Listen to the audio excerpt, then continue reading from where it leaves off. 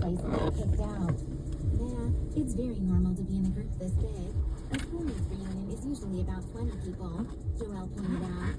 Fine, Anna acknowledged, feeling better about it. Do you expect people to see us and be scared of us? Sophia laughed, thinking that Anna was really dramatic. No, I think it's cool. We're not seriously going to cause trouble anyway, Anna argued. Haha, you just want your life to be a TV drama, don't you? Let's just hope you never actually run into a group of real gangsters one day.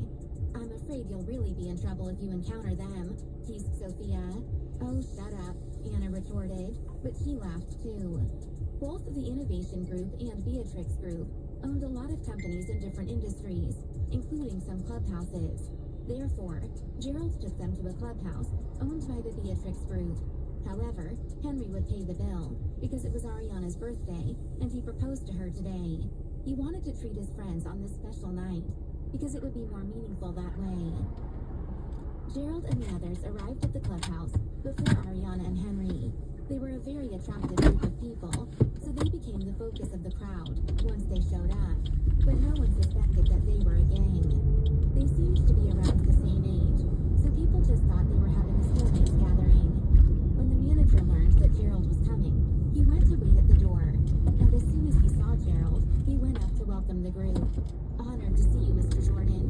Your room is ready, please, said the manager, with a subservient smile. After that, they followed the manager to the private room. Every time Gerald came to this place, no matter how many people were with him, the manager would reserve the largest, the most comfortable, and the most luxurious private room for him. It was his priority. After they got settled into the private room, the manager asked Gerald, Mr. Jordan, the cake is ready. When should it be brought in? Gerald had told the clubhouse to prepare a cake when he called earlier. It was a cake to celebrate Henry's successful proposal. Even though Ariana and Henry's friends were already aware that they were going to get married someday, they still wanted to celebrate this special occasion. The couple hasn't come yet, so don't bring it in yet. I'll let you know when we need it, replied Gerald. No problem, the manager answered. If there isn't anything else I can do for you, I'll leave now. Great, acknowledged Gerald, and then the manager walked away. Meanwhile, Henry and Ariana said their goodbyes to the Flores family. They would be departing on their private helicopter because it was faster than taking a train. After a reluctant farewell, they returned. On their way back, Ariana was a little upset because she noticed Rita crying when they said goodbye earlier. She knew that it was bittersweet for her mother to see her getting engaged. Although she would always be a part of the Flores family, she was growing up. Plus, she didn't get to see the Flores family very often lately. Henry understood why Ariana was upset, so he comforted her. We can go to see them if we have time, all right? He suggested. Yeah, that sounds great, Ariana responded, feeling slightly cheered up.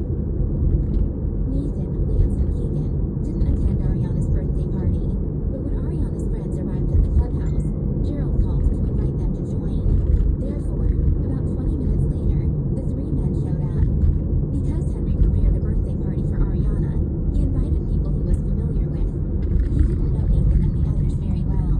Therefore, they didn't know that it was Ariana's birthday, or that Henry officially proposed to her, until they showed up at the clubhouse. Although they had a good relationship with Ariana, they weren't mad that they weren't invited to her party. They understood that it was a big surprise that Henry prepared for Ariana, so only their family members and best friends were invited. They had a relationship with Henry, but they weren't close, so it was normal that they weren't invited. About 20 minutes later, Ariana and Henry arrived. Once Ariana walked in, Nathan and the others congratulated her on her birthday and proposal, but they didn't have gifts for her because they didn't know about it beforehand. Of course, Ariana didn't mind. When Henry saw Nathan, Lance, and Keegan, he raised his glass to them and then apologized. I'm sorry, I was so busy today that I forgot to invite you. Please forgive me. He then drank from his glass. Henry, don't worry about that. We're just honored to be with you now, responded Nathan. He didn't care. Then he downed his wine as well. Lance and Keegan did the same thing. They weren't displeased at all.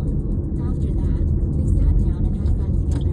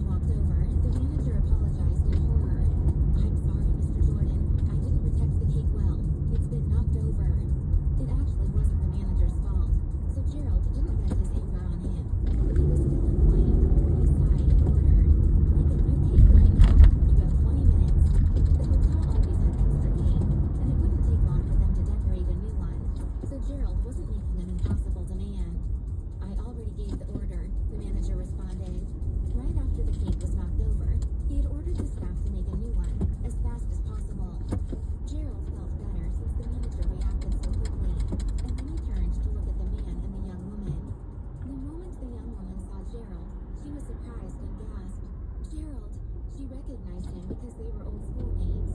When she saw him, she felt he was a straw to clutch at.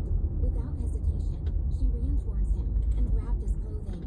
"Gerald, take me away, please," she pleaded.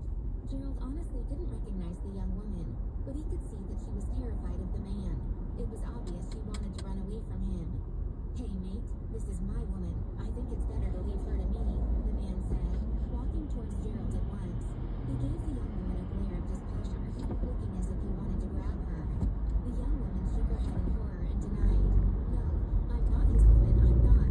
Although Gerald didn't recognize this woman, he was a soldier, so he felt he needed to assist her, so she begged him for help. Therefore, he stepped forward and protected the young woman behind him. "She said she isn't your woman," stated Gerald, as he coldly looked at the man. Gerald was good at observing and analyzing one's expression and thoughts, so he could see that the man was lying. In fact, it seemed as if the man wanted to do something to hurt the young woman. "We're just arguing. It's normal for a couple to argue. If we're not a couple, what do you think we're doing here?" retorted the man with displeasure. He seemed a little anxious and was eager to take this woman away. The woman shook her head and denied it again. "No, we're not a couple," she shouted. "Abby, stop it now. We can talk about it at home. It's embarrassing to do this in public," the man criticized with an angry look. Tavin, please let me go," Abby begged. "Abby, we're good together. What are you talking about?" Tavin said angrily. "All right, we should stop arguing or else other people might think that I'm a bad man. I'll buy that $20,000 bag for you." He implied that Abby argued with him because of a bag that cost $20,000, making her seem like a greedy woman who only loved money. He purposely said that in order to make Gerald have a bad impression of Abby and refuse to help her. Although he didn't know Gerald's family background, Gerald was obviously born into an influential family, since the manager of this clubhouse was respectfully trying to please him. Therefore, the man didn't want to mess with Gerald. "No, there was no bag," Abby denied it once more. "Since you two disagree with each other, let's call the police," interjected Gerald. Upon hearing that, Tavin panicked a little, but he did his best to calm down. "Mate, I don't think you should get involved in this. It's our own business. Who do you think you are? Who told you to call the police?" he sneered. "I just want to," replied Gerald, with a smile on his lips. "If you've done nothing wrong, why are you so nervous? Besides, my family owns this clubhouse.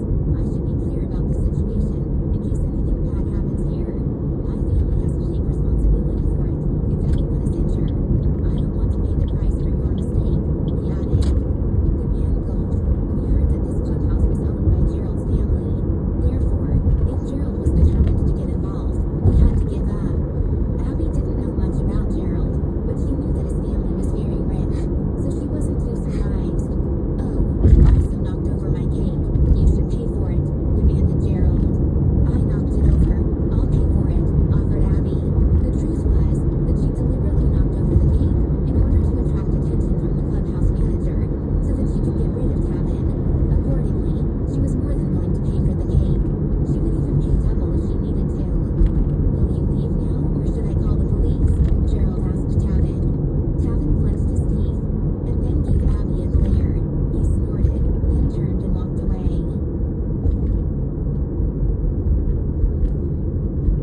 Once Tavin left, Abby suddenly sank to the ground, crying. She was You crazy? You still wasting your time playing mobile games that bring you zero value? Man, make sure you switch to Solitaire Cash so you can win you some real money. You match with players of the same skill level, so it's 100% fair. You cash out fast and easy. And it's free to download. What else do you need? Treat yourself to a good game of Solitaire and start going after that cash, baby. Download now.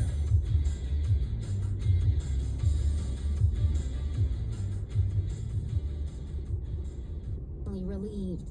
Gerald didn't help her get back to her feet. Instead, he gave the manager a glance. The manager understood at once and went to help her get up. "Gerald, thank you so much," Abby said gratefully, after she calmed down. She was glad that she survived, but she also was still shaking because of the scary situation she had avoided. "My pleasure. But what happened between you and that man?" asked Gerald. "His name is Tavin Hilton. He's a friend of my friend. My friend told me that he's a good man and introduced him to me. I came here with her to meet him, but my friend made the excuse